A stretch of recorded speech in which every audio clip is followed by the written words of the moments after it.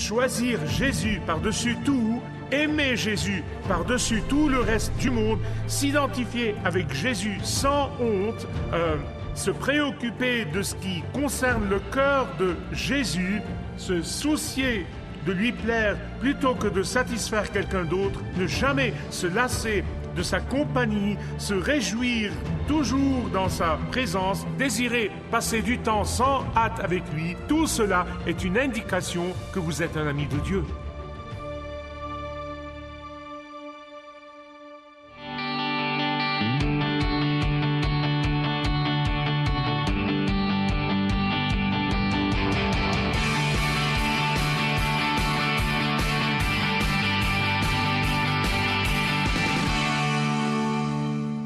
Je trouve que plus je prends de l'âge, plus j'apprécie une vraie et authentique amitié. Et laissez-moi vous expliquer ce que je veux dire par une véritable et authentique amitié. L'amitié est définie par les gens qui entrent dans votre vie lorsque tout le monde est en train de vous laisser ou tout le monde part. Les vrais amis sont ceux qui vous aiment avec toutes vos bizarreries, avec toutes vos idiosyncrasies. Les vrais amis sont les gens qui savent tout sur vous et qui vous aiment toujours de toute façon. Vous voyez, la base ou la fondation sur laquelle une amitié avec Dieu pourrait être établie est la foi. La foi est la base ou la fondation de l'amitié avec le Seigneur. La foi en Dieu qui nous connecte à Dieu. La foi est ce qui a fait d'Abraham l'ami de Dieu, avec toutes ses faiblesses, avec tous ses échecs, et nous l'avons vu tout au long de la série. Mais il est devenu l'ami de Dieu à cause de sa foi. La foi, malgré sa faiblesse, son échec et son péché, a fait de David, le roi David, un ami de Dieu. Même Dieu a dit « J'ai vu que le cœur de David est selon mon propre cœur ». La foi est ce qui a poussé Enoch non seulement à marcher avec Dieu dans cette vie, mais il a littéralement été enlevé au ciel comme il marchait avec Dieu. La foi est ce qui peut transformer un ennemi de Dieu en un ami de Dieu. N'oubliez jamais que Dieu est celui qui nous a étendu son amitié en donnant son Fils unique pour mourir sur cette croix et ressusciter afin qu'il puisse nous étendre l'amitié. Et c'est pourquoi choisir Jésus par-dessus tout, aimer Jésus par-dessus tout le reste du monde, s'identifier avec Jésus sans honte, se préoccuper de ce qui concerne le cœur de Jésus, se soucier de lui plaire plutôt que de satisfaire quelqu'un d'autre, ne jamais se lasser de sa compagnie, se réjouir toujours dans sa présence, désirer passer du temps sans hâte avec lui, tout cela est une indication que vous êtes un ami de Dieu. Si vous regardez à Genèse 18, vous trouverez que c'est un chapitre remarquable parce que tous les aspects de l'amitié avec Dieu sont dans ce chapitre. Toute preuve de son amitié avec Dieu est dans ce chapitre, et pourtant les mots ami ou amitié ne sont jamais mentionnés ici. Regardez-le avec moi. Abraham a été appelé ami de Dieu 3 fois dans l'Écriture, mais pas dans le chapitre où la preuve de l'amitié est claire. 3 fois. La première fois que nous le lisons est dans le livre de 2 Chroniques, chapitre 20, verset 7. Laissez-moi vous mettre dans le contexte. Israël, en ce moment-là, était Juda, qui a beaucoup souffert de leurs ennemis. Ils avaient toujours été harcelés par leurs ennemis. Ils faisaient face à 2 puissants ennemis, les Amoriens et les Ammonites. Et ils étaient vraiment en grand danger.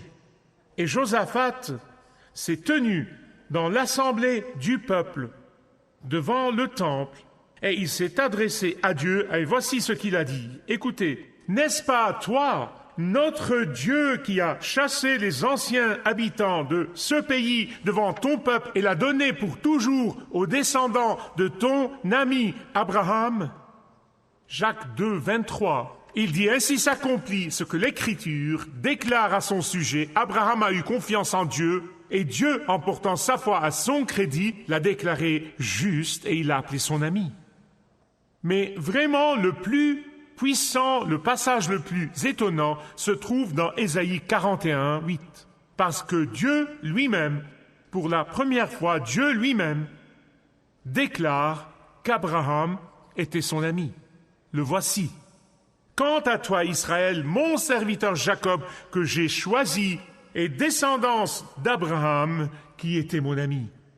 Que penseriez-vous d'être appelé ami de Dieu? Eh bien, vous pouvez l'être. En fait, il y a un verset clé ici qui est le verset 17, qui indique et montre clairement cette amitié spéciale.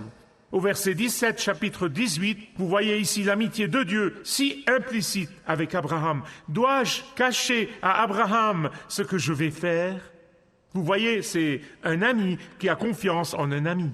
En fait, l'amitié de Dieu avec Abraham rend très, très clair pour chacun d'entre vous qui m'écoute ou qui me regarde partout dans le monde, que peu importe qui vous êtes, peu importe où vous avez été, peu importe ce que vous avez fait ou n'avez pas fait, aujourd'hui, vous pouvez être un ami de Dieu. Aujourd'hui, Dieu désire être votre ami. Regardez les versets 3 et 4. Abraham ouvre grand la porte de sa tente et accueille le Seigneur. Et le Seigneur entre volontairement et donne son amitié et sa compagnie à Abraham. Maintenant, vous vous souvenez tout au début, quand Abraham, qui a vécu dans ce qui est aujourd'hui l'Irak moderne, quand Dieu lui est apparu pour la première fois, et il lui a dit « Je veux que tu laisses ta famille, je veux que tu laisses tes biens, je veux que tu laisses ton pays, je veux que tu quittes ce qui t'est proche et cher, je veux que tu laisses tout ce qui t'est familier derrière toi, et je veux t'emmener dans un pays que tu ne connais pas, tu n'y es jamais allé, je ne vais pas seulement te le montrer, je vais te le donner. » Et la Bible dit que par la foi, Abraham a fait exactement ce que Dieu a dit. Et à partir de ce moment, Dieu n'a pas privé Abraham de son amitié. Il n'a pas privé Abraham de sa compagnie et il a marché avec Abraham. Ici, le Seigneur s'assied avec Abraham. Quelle belle image! Le Seigneur mange avec Abraham. Le Seigneur marche avec Abraham. Jouir de la compagnie du Seigneur, partager ses secrets l'un avec l'autre. Le Seigneur écoutant et répondant à son intercession. Ce sont là des signes évidents d'une profonde amitié. Je sais qu'il y a tellement de gens qui veulent vraiment l'amitié avec Dieu, mais ils ne veulent pas être francs avec Dieu. Il y a tellement de gens qui veulent l'amitié avec Dieu, mais ils ne sont pas prêts à payer le prix. Bien-aimés, écoutez-moi. L'adoration et les dons sacrificiels sont les jumeaux siamois d'une discipline chrétienne, parce que pour Abraham, ce n'était pas des paroles dans l'air. Il a adoré, puis il s'est levé pour sacrifier. Versets 6 à 8, Abraham passe à l'action. Pour l'amitié d'Abraham avec Dieu, et pas les paroles dans l'air, cela impliquait l'action. Cela impliquait un sacrifice. Il y a dans nos églises trop de croyants en la vie en rose. Sarah aussi répond gracieusement dans l'unité avec son mari pour honorer le Seigneur. Pas étonnant que l'apôtre Pierre, dans 1 Pierre 3, de toutes les femmes dans l'Ancien Testament, il choisit Sarah pour illustrer la piété. Écoutez-moi, Sarah n'était pas parfaite, avez-vous entendu cela? Abraham ne l'était pas non plus. Mais avec résilience, elle a montré sa valeur sous la pression de l'inattendu. Versets 9 à 12, vous voyez que le Seigneur demande Sarah par son nom. Pouvez-vous dire par son nom? Il la demande par son nom. Et demander Sarah par son nom est chargé. Ce n'est pas aussi simple, ne le manquez pas. Il n'a pas dit « Abraham, où est ta femme ?» parce qu'il aurait peut-être pensé immédiatement à montrer la mère de son fils qu'il voulait qu'il vive devant Dieu et qu'il soit le fils choisi Ismaël. Dieu ne voulait confondre personne. Je vous ai dit dans le dernier message, il est un Dieu de précision. Il demande Sarah par son nom. Bien-aimés, laissez-moi vous dire quelque chose. Jésus vous demande et vous parle et vous connaît par votre nom. Il vous appelle par votre nom. Il ne dit pas « Hé là, la blonde, et toi aux yeux bruns, viens ici ». Il ne dit pas « Et toi, la femme au foyer là-bas ». Non, non, non, non, non. Il a appelé Zachée à descendre de l'arbre par son nom. Il a appelé Nathanaël par son nom. Et il l'a vu avant qu'il ne voie Jésus. Il a appelé la Samaritaine par son nom. Et il savait tout sur elle. Il a appelé Saul de Tarse par son nom sur la route de Damas. Et il vous appelle par votre nom, il vous appelle par votre nom, il vous connaît par votre nom, il vous aime par votre nom, et il prend soin de vous par votre nom.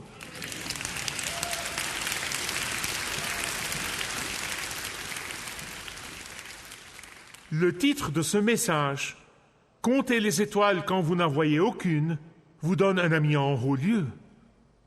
Et ça le fait vraiment. L'obéissance dans la foi fait de Dieu votre ami. Bien-aimés, je suis convaincu que chaque fois que vous oubliez le fait que Dieu vous connaît par votre nom, vous appelle par votre nom, vous aime par votre nom, quand nous oublions ce fait, c'est la cause de la plupart de nos problèmes. Ainsi, au verset 10, le Seigneur répète la promesse du Fils qui vient par Sarah. Maintenant, ceux d'entre vous qui sont assidus et qui suivent ceci, vous dites, attends une minute, Michael, ne vient-il pas juste de donner cette promesse dans le chapitre 17, dans le dernier message? Si. Mais vous voyez, Abraham a entendu cette promesse, mais il ne l'a pas dit à Sarah. Vous dites, comment le sais-tu? Je vais te le montrer dans un instant. Et vous voyez que le Seigneur savait que Sarah écoute de l'intérieur de la tente et il voulait s'assurer qu'elle l'entendait. C'est pourquoi dans Genèse 17, Dieu prépare Abraham pour ce choc surnaturel. C'est un choc surnaturel, de quelque façon ou forme que ce soit. Mais Abraham ne voulait pas le dire à Sarah et nous ne savons pas pourquoi, probablement qu'il ne voulait pas qu'elle ait une crise cardiaque. Et ainsi, dans la Genèse 18, n'est-ce pas ça, notre Seigneur? Dans la Genèse 18, il se montre personnellement pour le dire à Sarah. Au verset 12, Sarah ne pouvait pas imaginer qu'une femme de 90 ans pourrait avoir un bébé. D'un point de vue humain, écoutez-moi, d'un point de vue humain, sa réaction est très compréhensible, elle l'est vraiment. Imaginez juste pourquoi Abraham était réticent à lui dire, il est un homme de 99 ans, il regarde sa femme de 90 ans et lui dit « Mon chou, devine quoi? Nous allons avoir un bébé. » Comme je l'ai dit, ça suffirait pour lui donner une crise cardiaque. Mais au lieu d'une crise cardiaque, elle rit. Sans savoir que quelqu'un écoutait. Alors le Seigneur demande à Abraham, il ne demande pas à Sarah, ne manquez pas ces choses. Il demande à Abraham pourquoi Sarah rit. Bien-aimé, je pense personnellement que c'est un reproche à Abraham plus que ce n'était pour Sarah. Est-ce que vous savez pourquoi? Pour ne pas avoir transmis les bonnes nouvelles à sa femme. Le verset 14 est l'un de mes nombreux versets préférés dans la Bible. Y a-t-il quoi que ce soit de trop difficile pour le Seigneur? Pouvez-vous dire cela avec moi? Y a-t-il quoi que ce soit de trop difficile pour le Seigneur? Et la réponse est Amen. Croyants chrétiens, maintenant je veux vous parler franchement.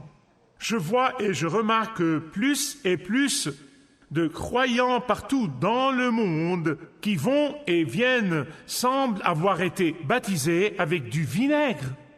Ils ont l'air d'avoir été sévrés avec du jus de citron. C'est vraiment le cas. Ils ne se souviennent jamais de la promesse de Dieu. Y a-t-il quoi que ce soit? Jacques nous dit que nous demandons, mais nous ne recevons pas parce que nous demandons à tort, nous demandons égoïstement, nous demandons dans l'ignorance. Y a-t-il quoi que ce soit de trop difficile pour le Seigneur? Et la réponse est non. Nous sommes ceux qui ont besoin d'apprendre la leçon de ce qu'il faut faire, de ce qu'il nous donne. Vous voyez, quand Jésus a dit « Celui qui est fidèle avec le peu sera fidèle avec beaucoup », il vous donne peu et il vous observe. Il voit ce que vous allez faire avec. Vous voyez dans le livre des Nombres, chapitre 11, verset 23, Dieu a dit à Moïse « La puissance du Seigneur est-elle limitée ?» Dans Jérémie 32, 17, Jérémie dit au Seigneur « Rien n'est trop difficile pour toi ». Luc chapitre 1, verset 37, lorsque l'ange Gabriel a annoncé à Marie qu'elle allait avoir un enfant, et elle dit « Comment cela? Je suis vierge, je n'ai jamais été avec un homme. » Et il lui a dit « Car rien n'est impossible pour Dieu. » Si les croyants en cette époque croyaient vraiment, sincèrement, honnêtement ces mots, nous verrions toutes les églises en Amérique pleines à craquer, et pas seulement le dimanche matin, mais aux réunions de prière. Mais toute incrédulité conduit toujours à plus de péché. Vous voyez, il n'y a rien de mal à éprouver un doute avec une incrédulité momentanée de déception, quelle qu'elle soit. C'est combien de temps vous restez là qui compte. Parce que si vous ne sortez pas de là, ça vous conduira à un péché plus profond. Et c'est ce qui s'est passé ici. Vous voyez, ses rires ne s'arrêtent pas là. Son rire d'incrédulité ne s'arrête pas là. Il l'a amené à mentir. L'incrédulité conduit toujours à plus de péché. Elle a nié qu'elle a ri.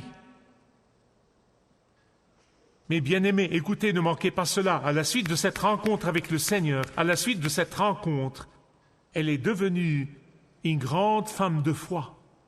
Ce n'est pas étonnant que dans le livre d'Hébreux, l'Épître aux Hébreux 11 dit « C'est par la foi que Sarah elle-même, malgré son âge avancé, fut rendue capable d'avoir une postérité parce qu'elle crut à la fidélité de celui qui avait fait la promesse. » En commençant par le verset 16, vous voyez une belle image, c'est une image absolument magnifique d'Abraham marchant avec le Seigneur, communiant avec le Seigneur, passant du temps avec le Seigneur, communiquant avec le Seigneur. De nouveau, au verset 17, le Seigneur dit à Abraham, « Cacherai-je à Abraham ce que je vais faire ?»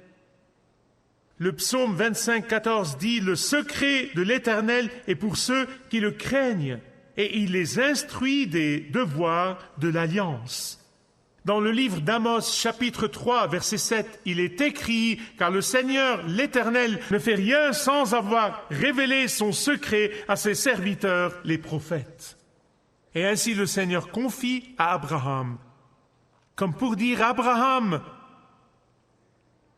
mon ami, il y a un désastre qui se profile à l'horizon. Et c'est dans ta cour, Abraham. Sodome et Gomorrhe sont envahis par l'immoralité. La coupe de l'iniquité est pleine jusqu'à ras-bord. Le jugement est en route. Ma patience est épuisée. L'abomination a atteint le fond. Permettez-moi de vous demander honnêtement, avez-vous déjà pensé, avez-vous déjà pris du temps pour penser à ce que Dieu nous dit? Vous n'avez pas besoin d'être un prophète pour répondre à cette question. Vous n'avez pas besoin d'être un diplômé de séminaire. Tout ce que vous avez à faire est de lire Romains 1. Je n'ai aucun doute dans mon cœur que le Seigneur dit « Ma patience est en train de s'épuiser. La nation qui autrefois m'a honoré me méprise maintenant. La nation qui autrefois voulait être une ville sur une colline me provoque maintenant avec son abomination. La nation dont les chairs ont pris mon évangile à travers le monde prêche maintenant des mensonges. La nation qui a pris l'évangile aux extrémités de la terre est maintenant devenue si égocentrique qu'ils sont ivres par le divertissement et l'adoration de soi. Mes amis bien-aimés, la coupe de Dieu se remplit jusqu'au bord chaque jour qui passe. Je suis en fait convaincu que le jugement de Dieu a déjà commencé. Mais vous savez ce qu'est la partie la plus triste? Beaucoup de croyants en sont totalement inconscients. Dieu, le Saint-Esprit, a commencé à partir de nos côtes en nous laissant à nos propres moyens. Dieu est sur le point de nous abandonner aux conséquences de nos choix. Regardez avec moi, s'il vous plaît, les versets 23 à 33. Ici, vous voyez un niveau de maturité incroyable qu'Abraham a atteint. Oh, nous l'avons vu en Égypte, nous l'avons vu mentir, nous l'avons vu dans la peur, nous l'avons vu en colère, nous l'avons vu essayer de se contenter de la deuxième meilleure option, nous l'avons vu. Dieu merci, la Bible nous montre tous ces caractères. Elle les met sous le microscope, elle ne les lave pas, ne les emmène pas à la laverie, ne les amidonne pas, ne les couvre pas de cellophane pour les placer sur un piédestal et dire « Maintenant, vous devez être comme ça ». Dieu merci, la Bible ne fait pas cela. Nous l'avons vu, mais maintenant nous le voyons atteindre un niveau incroyable de maturité spirituelle. Il avait parcouru un long chemin. Pourquoi? Parce qu'il a immédiatement commencé à intercéder au nom de ses membres de famille non sauvés. Laissez-moi vous poser cette question honnêtement. Laissez-moi vous poser la question suivante. À quand remonte la dernière fois que vous avez réellement saisi Dieu?